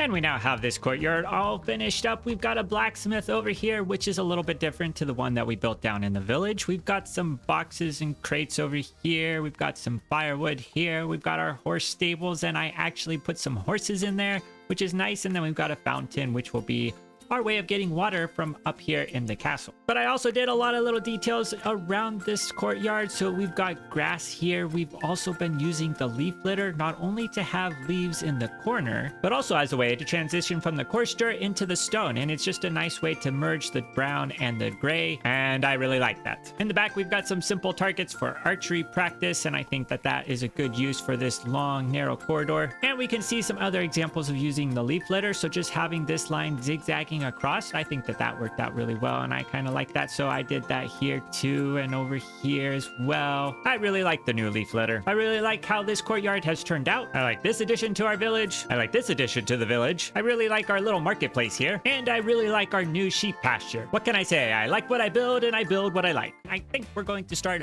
with some action fighting wither skeletons, but I'd rather not die in the process, and I think the best way to avoid doing that would be to do a little bit of preparation before we go in and start fighting them, which is going to involve getting some trading done with villagers so we can get some enchantments. And I have 3 enchantments that I want to get: Protection 4, Unbreaking 3, and Looting 3. We've got a village, we got some villagers.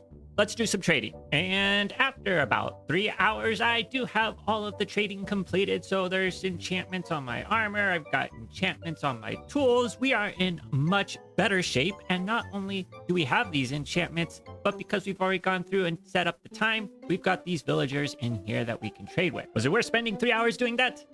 I hope so, because I need all the help I can get when it comes to fighting the wither. Before we can fight the wither, though, we need to get the wither skeleton skulls, so I've dropped off of my extra gear. I've got some blocks here, so that way we can go into the nether and find another fortress and hopefully not die while fighting the wither skeletons. But just in case I die, I'm going to leave my bed here so I can set my spawn, and let's go find another fortress. All right, we've made it to another fortress, and I'm already on fire. What a great start. Let's get some wither skeletons. And we've got our first wither skeleton skull. Here is our second.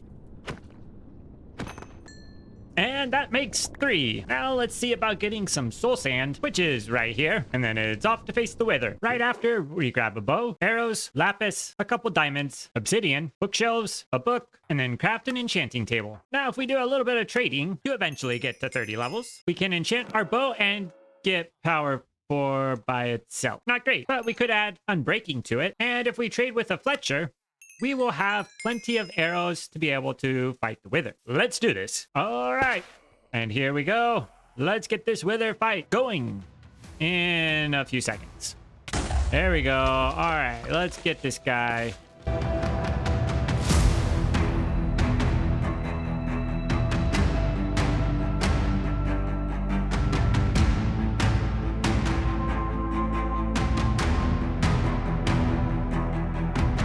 And let's go. We're almost there. All right, perfect.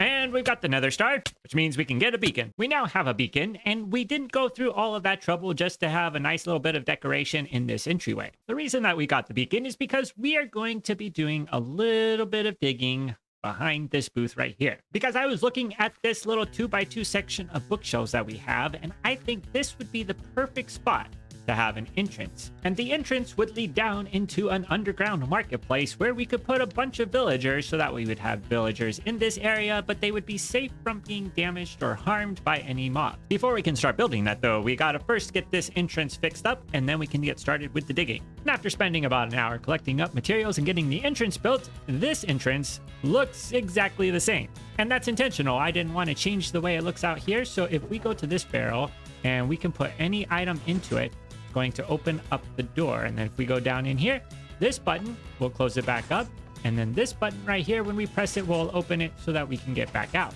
So the mechanism to close the door afterwards is something that I added in, and it's just done by powering this line, which goes around through here. So when we put an item into the barrel, it comes into this hopper, which turns on this comparator, which then causes the door to open up. And then once we press this button over here, it causes this hopper to release the item, which then goes down into the chest here. And then to open up the door again, we've got this line which goes around the corner here, and you can see the redstone that is powering, so that keeps the pistons open.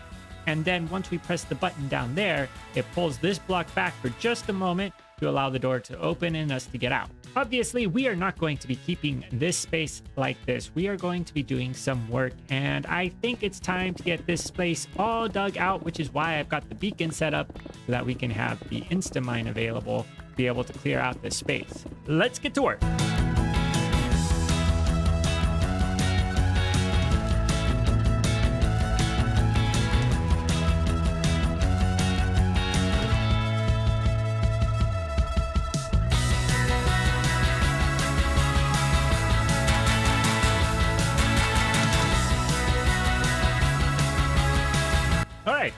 finished with the decorating, and I did a little bit more work that you didn't see in the time lapse because I wanted to show it to you in person. So if we head inside, you can see some of the vines and the grass growing here in the corner. If we go down, one area where I think it's just a little bit better without shaders is with the glow lichen, because with shaders, we've got these bright dots here, but without it, you don't see those as much.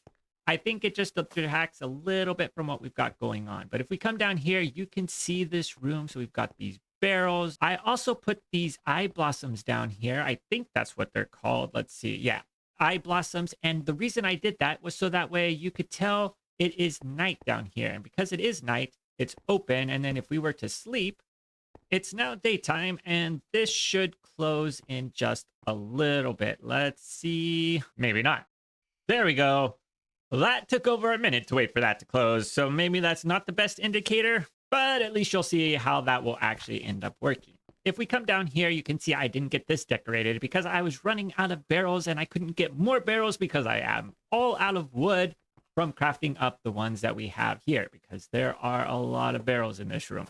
But I think this is a fun little project, and we are going to be doing some more with it in the future. But for today, I think that's all we're going to do, because we've got a major building project to go right in this area here. So I put away everything, and I've repaired up my pickaxe. And so now we can start working on getting materials gathered up, and we are going to need a little over 25,000 blocks to be collected. And I somehow have to bring them all back here without shulker boxes. Definitely seems like that would be a bit of a challenge, and I'm debating whether or not it'd be worth going to the end just to do that. But I don't think it would save us any time, because we'd spend more time going out collecting the shulker boxes than we'd spend traveling back and forth, especially if we're mining pretty close to our base. So I don't think we're going to get shulker boxes today, but that's definitely going to be in the future. Instead, what we're going to do is place several chests right here, and these are the chests that we are going to fill up with all of the items that we are going to be collecting. Hopefully this will be enough. We may need to add some more chests to this, but with everything placed and ready to go, it's time to start collecting up these materials. So let's get started.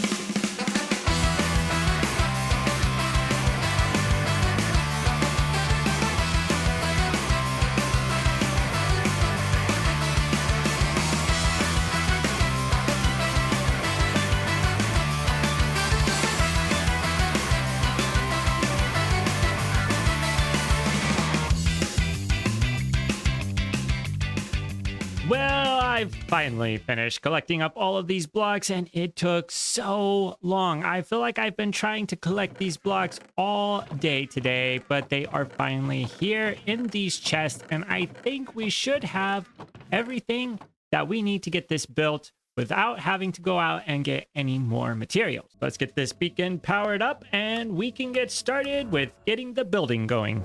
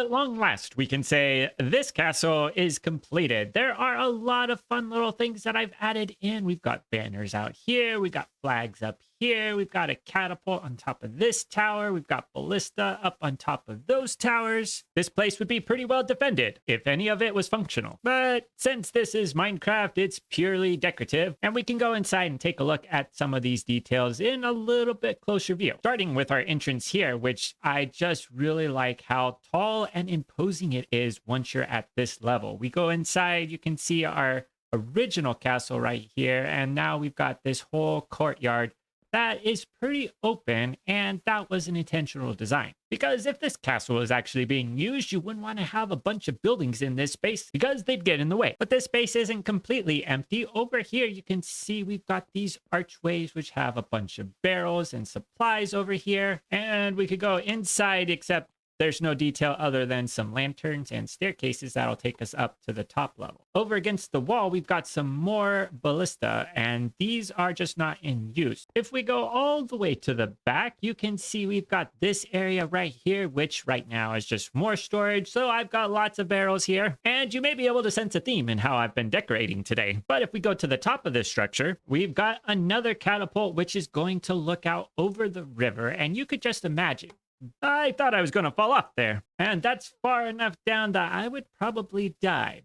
But as I was saying, you could imagine that because this castle is up on this mountain overlooking the river here, this would be a pretty strategic place to be because it could defend the river from anyone who would be coming from over where the ocean is along here. We are also able to walk along the ramparts through all of the towers because this area is completely open, but I seem to be missing a block there. Let me just do this real quick. All right, as I was saying, you can just walk along the ramparts here without any trouble. We've got another catapult up on top of this tower here, and inside you can see where the stairs come up. You've got another ceiling up here, and then if you go all the way up to here, you can see where the catapult is. It just barely fits on top of this tower, kind of sticks out a little bit there. But even though this design is pretty basic, I think it turned out fairly well. I mean, you can at least tell what this is supposed to be. Overall, I'm really happy with how this castle has come together, and also just relieved to have it done because I've been spending a lot of time getting this thing built today. Lots of hours have gone into building all of the walls and towers and adding in the details. You can see we've got leaf litter throughout the courtyard. We've got glow lichen, we've got moss carpets, we've just got a lot of different things in here, and it's really transformed this hilltop. Why are you guys doing up on top of this hill? Pillagers are the bane of my existence. Anyways, I was trying to show you this view of the castle, which I think is just the perfect view of all of the things that we have done today. We've got the towers, we've got the walls, we've got the catapults right here, we've got the ballista over there, we've got flags, we've got banners, we got stuck with arrows from pillagers, and it's been a lot of fun to do this episode. But I think that is where we are going to have to leave it for today. Today, we are going to be building a creeper farm. And what I want to be able to do is to get a bunch of gunpowder to craft up a bunch of TNT to take into the nether to find ancient debris. So the plan for today will be to first build a creeper farm and then go into the nether and do a little bit of exploding of TNT. And hopefully by the end, we'll have a full set of netherite armor and gear. But for this creeper farm, I don't want to just build the farm. I do want to have a building to go along with it because just building the farm would be easy. Decorating it and making it look interesting is what we're all about here. And I've been doing a little bit of exploring around my area, and I've decided on a location where I want to build the farm. And that location is going to be this little island right here. And while it is a nice little island, I think it would be good to go through and do a little bit of terraforming just to build it up a little bit. And then we're going to build a farm, and then we're going to put a building on top of the farm. So let's get a few things together so that way we can get started with terraforming this island. We're going to start by getting a boat and take the boat to find a shipwreck so that we can get a buried treasure map. We are then going to take the buried treasure map to find the buried treasure and a heart of the sea. We are then going to fight a bunch of drowns or go fishing to get 1, 2, 3, 4, 5, 6, 7, and 8 nautilus shells. Collecting up the nautilus shells took a long time, and you can see all of the items that I was able to fish up here, which was pretty good. We are going to be needing a lot of the fish here for our creeper farm because we needed a lot of cats. But we're not going to get the cats yet because we need to get a few other things first. Starting with some prismarine. So I've got a few things together. We've got milk buckets, we've got potions of water breathing, we've got a little bit of TNT, and we are going to use that to go into this ocean monument and collect up some prismarine blocks. So we got our first Elder Guardian here. We just gotta take care of him. All right, that's 1 down, 2 to go. All right, we've got number 2 over here, which we just need to be able to fight off and not die in the process. So let's just see. Oh, we are in serious trouble here. Dodge and weave, dodge and weave. Eat some food. Oh boy, we're gonna die here. That was close. All right, we're coming up on him again. There we are. All right, 2 down, 1 to go. Our last Elder Guardian is right up here, so let's go see what we can do to take care of this guy, and then we should be able to get all of the prismarine that we need. A few more hits in. This should be good. We're gonna get it. Right now, maybe. There we go. I don't remember just how much prismarine we are going to need, but I think it's going to be at least a stack. Be able to set up a conduit. And with 1 stack of prismarine, we can be on our way. Except that it looks like we've got 2 guardians in my boat. What are they doing up here? This is my boat. It's time for you all to leave. Go away. Go away. Go away. My boat. We can now craft up a conduit. Grab our beacon supplies. The conduit set up. The beacon set up. Now let's get started with terraforming this island.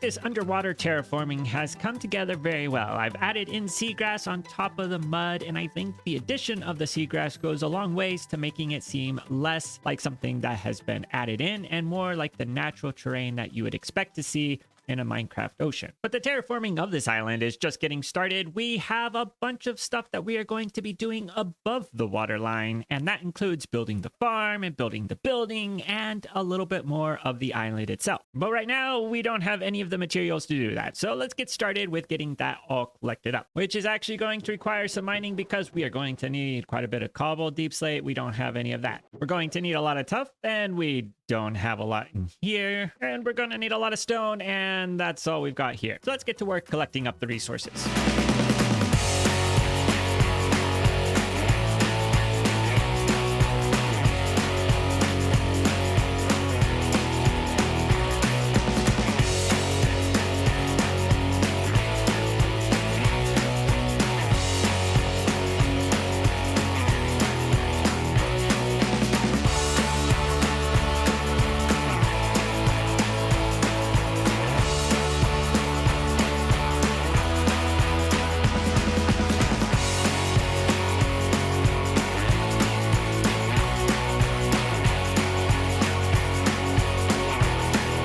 Resources are now collected up, and in these 5 chests right here, that is going to be everything that we need to build the farm. The last thing we need to collect that's not in the chest are some cats. For the farm, we are going to need a total of 10 cats. I've got a bunch of fish here, and I'm hoping we can find some cats in this village that we'll be able to tame and put into our farm. Looks like we've got 2 cats over here, so let's see whether or not we'll be able to tame them. We've got this one. Oh, it's running away. Let's see. Okay. All right, we got to start. All right, there we go. 1 cat down. There is another one over here. Where did it go? All right, there it is. There we go. Okay, we've got 2 cats. Now let's see if we can get them together and get more cats. All right, so we'll give you a fish. We'll give you a fish. Okay, or not. Nope. Nope. Oh, okay. So now we've got a baby cat, or I guess a kitten. What I'm wondering is whether or not we would be able to get these cats back if they just teleport. Well, I've made it back to the island, but I don't see any cats here. But that makes sense. It couldn't be the easy way. We're going to have to do it the hard way. Well, look who's still here. All right, get in the boat. Off we go. All the cats have now been relocated, and we have a new kitten to go along with the other 3 we already had. We're going to need a total of 10 cats, so I will be breeding them up. But while I'm doing that, I think we could get started with building parts of the farm. And the creeper farm that we're going to be building today was designed by Chapman. I've included a link in the description down below to their video. If you want to be able to build the farm, I would suggest checking it out. It's a very helpful video. It's got a lot of good details on how this farm works, and we are going to be following that along as we build it. So here we have the first spawning platform for the creepers. We've got the carpets here, which are going to prevent spiders from spawning in, and then this is the hole where the creepers are going to fall down. We're going to have cats on this carpet here, and the cats will scare the creepers so that they all go into the center. I've now added in these trapdoors here, which are going to make sure that we don't get anything besides creepers spawning in, because creepers are less than 2 blocks tall, and all the other mobs are more than 2 blocks tall. The last step for the farm is to get the cats in, and we've now got this cat on this platform. We've got one over there. They're going to grow up and then just stay here. And then this farm will be all set to go. Or at least this layer will be all set to go. We're going to build 4 more before this farm is completed. I've also added in the tube, which is going to carry all of the creepers from over here in the farm to over here. And on top of these hoppers, we're going to put some soul campfires. I'm not going to add them in until the end though, because I don't want a bunch of smoke here. Although that might result in a pile up of creepers down there, and then I'd have to do something about that. Maybe I'll go ahead and put the campfires in. I don't want to end up in a situation where we've got 20 creepers that all explode at the same time. We go 1, 2, 3, and uh-oh. Not that spot, 4. But I now think we have everything in place to finish building this farm. So, let's get started.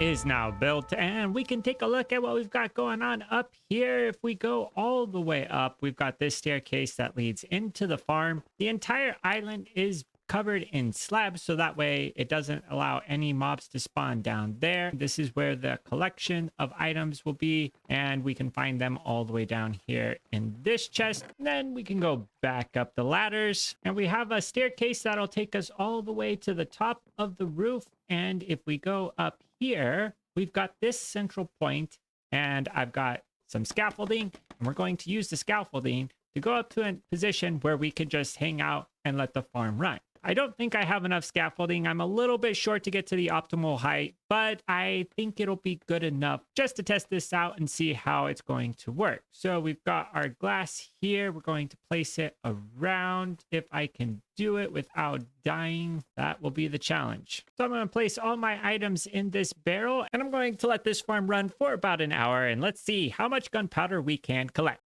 We've got just over 20 stacks worth of gunpowder, and that's going to give us a good amount of TNT. Let's see, we can grab some sand here, and that's 1 stack, 2 stacks, 3 stacks, and 4 stacks of TNT. We should be able to get a pretty good amount of ancient debris with that. Before we go into the nether though, I do want to combine this bow, which I got from fishing, with this infinity book. And then we're going to combine these two. Yep. Okay. Let's take that. That's not a bad bow. And then we'll just need to get some arrows over here. Probably shouldn't forget to take a golden helmet. I think we should be all set to go in and find some ancient debris now. We've got everything set up. Let's start exploding this TNT.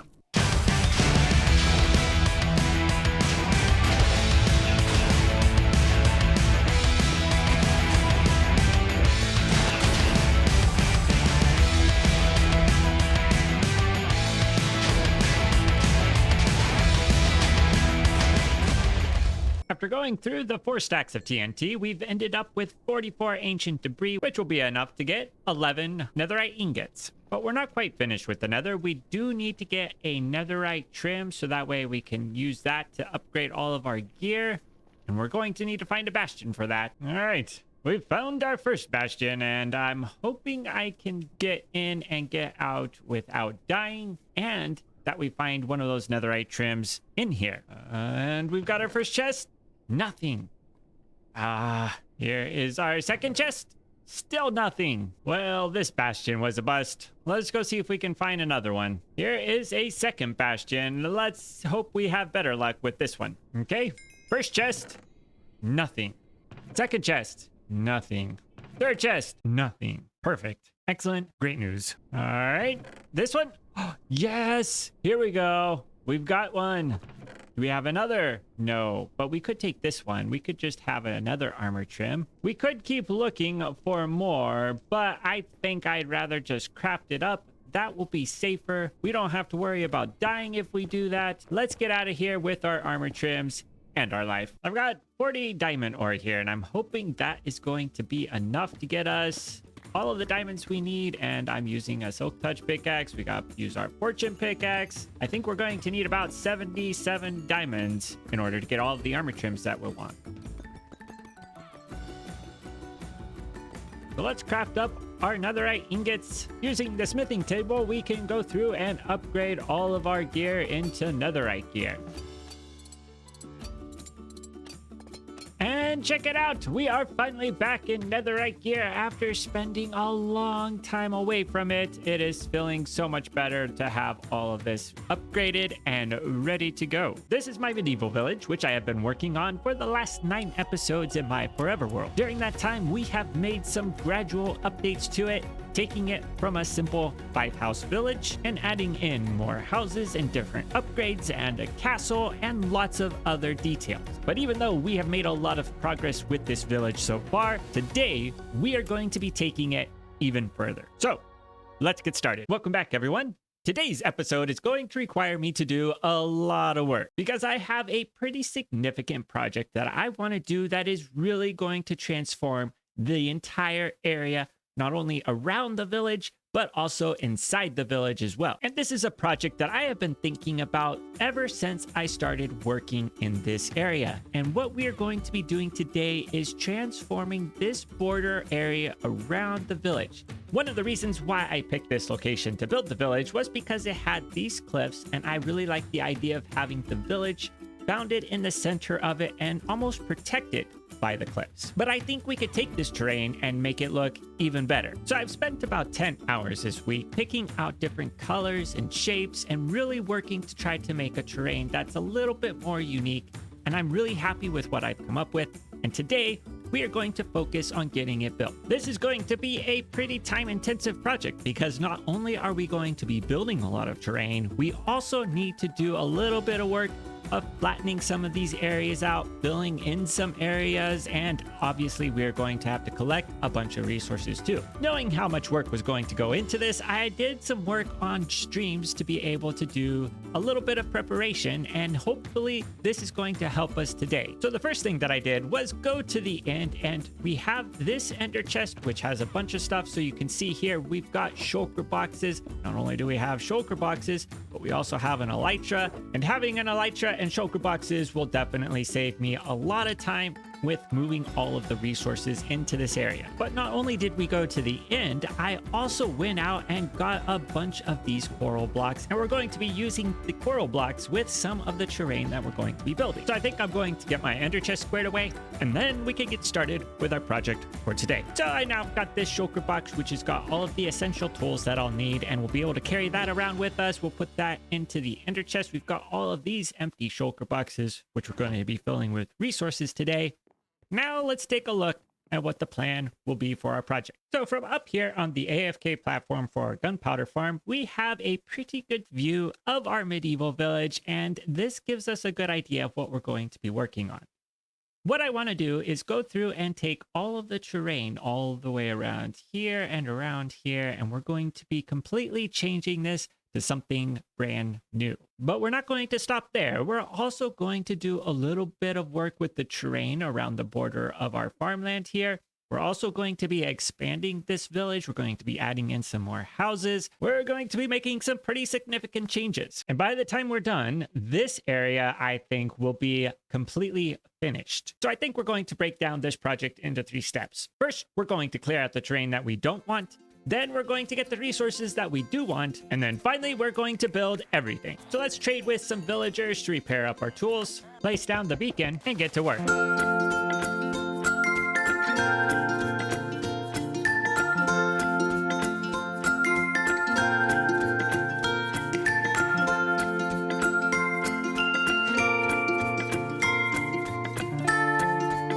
Start to see the direction that we're going to be taking with the terrain. I did clear out a lot of the cliff that was right here, but we're going to be keeping the ones along the back, making them a little bit more dramatic. And we've ended up with a lot of stone and dirt from all of the terrain that we cleared out. I think we're going to end up using most of it, if not all of it today as well. We're just going to be putting it in a slightly different order. But with the terrain cleared out, it's now time to start collecting all of the resources that we're going to need, and that is going to require just a little bit of work, because there are several types of resources that we're going to need to collect that are slightly out of the ordinary. Or I should say, they're slightly out of the ordinary for this area that we've been working on, because we're going to need things like basalt, which we've not used in this area, and acacia wood, which is also something we've not used in this area. We are also going to need to get a lot of leaves, and for leaves, I think we should check to see whether or not the hoe that I have has silk touch on it.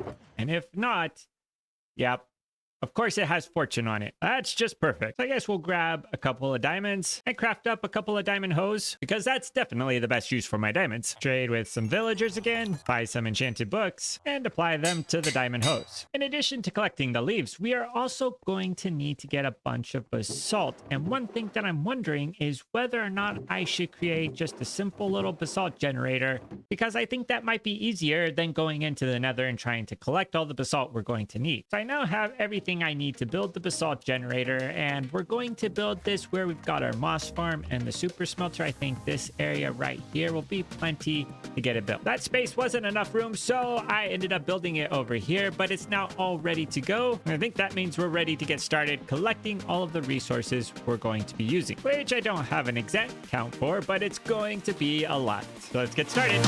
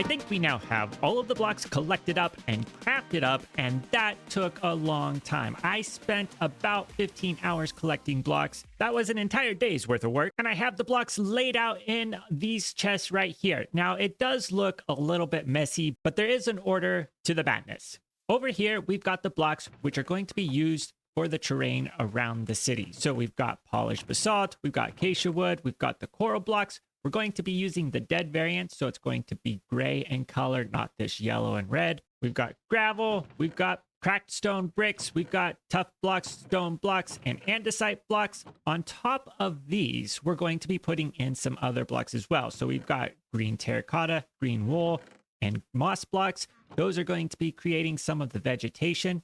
But that's not all we're going to be doing. We're also going to be adding in leaves. So we've got some jungle leaves and azalea leaves, and then a whole bunch of oak leaves. Once we get the terrain built, though, we're going to be adding in some walls. And the walls are going to be similar to what we did with the castle. So we've got all of those blocks right here. And then once the walls are built, we're going to be adding in some more buildings. So we've got the blocks for those buildings in these chests here. But now that we have all of the blocks collected, it's time to start placing those blocks. We've got about 60 to 70,000 blocks to place, and that's going to take a while. We better get started.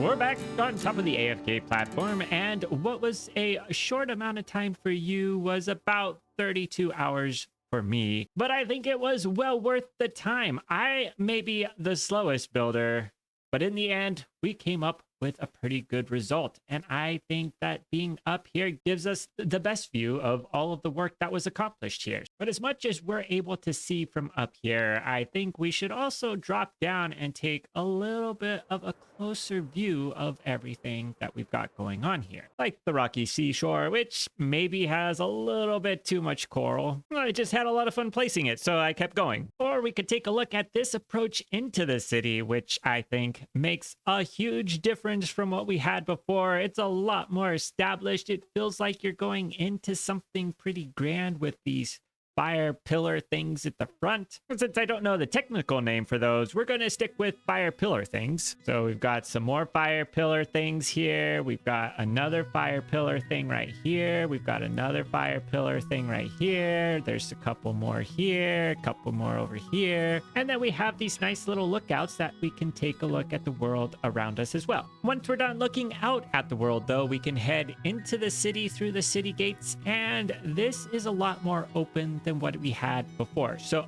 the original village is right down here, but we also have this new area up here, which comes with some custom trees, a fountain, a lot more houses, a really big custom tree, and this staircase down into the original village area. As we're walking through here, you may notice that I've switched out all of the path blocks because I think having stone blocks through here is going to make it feel just a little bit more established. The path blocks were good when we had a village, but this is a city now, so stone is necessary. We've also got the second city gate over in this quarter, and I think that it works pretty well in between these two cliff sides. We've got to make sure our city is well fortified, so we can't just have anybody walking through. One thing that I've kept from our original design in the village are these two towers over here, which really don't serve a function, as I went ahead and removed the path that went through here and put in a wall to guard this back area to the village. But I thought it'd be interesting to keep these as just a nice reminder for what this village used to look like. But as we fly up, you can take a look at the village behind me and our castle on the hill. All of the cliffs are in place, and this area is looking very much like a completed project. I mean, just take a look at this area on this side. Nobody is going to be able to scale these cliffs. Although I guess they could just fly over them if they had an elytra. Didn't quite think about that when I was planning it out. These cliffs are looking very insurmountable, but what's happening over here? Did I miss some blocks? Oh no. Some more blocks. Let's just quickly do that and that. There we go. That's looking much better. But I think that is enough of looking at this project. We have seen just about everything there is to see here. I am so happy that we have been able to get this project finished. We are all done with this area. I don't think that there is anything more that I'm going to be adding here. The idea behind this project was inspired by games like Age of Empires, where when you upgraded the age for your civilization, you would get slightly fancier buildings and slightly fancier gear. So I did that in Minecraft. We started out using wood tools and then advanced to stone tools and iron tools and diamond tools, and then finally netherite tools. And as we were doing that, we were also upgrading our buildings. So the first few houses that we built were pretty simple, but as we upgraded our gear, we also upgraded the houses as well. And then once we reached the stage behind me, we started adding in even more houses, and then we were starting to customize some of the other areas. So we built up the castle, and then today we did the entire terrain all around it. And I think we could call this project a huge success. But now that this project is finished, it's going to be a little bit sad because we are going to be leaving this behind and returning back to our primary base location. I know it probably seems a little ridiculous to spend all that time in this area building up this whole project only to leave it all behind. But I have everything collected up in the shulker boxes that I want to take with me. My ender chest is filled with shulker boxes with items. We're going to be taking a lot of our stuff with us as we leave this area, and we're going to say goodbye to return back home. Yes, we've got the nether portal here, which will take us to the nether roof, and we now have to fly 3,000 blocks until we return back to our home base. It feels so good to be back here. I've missed having these buildings.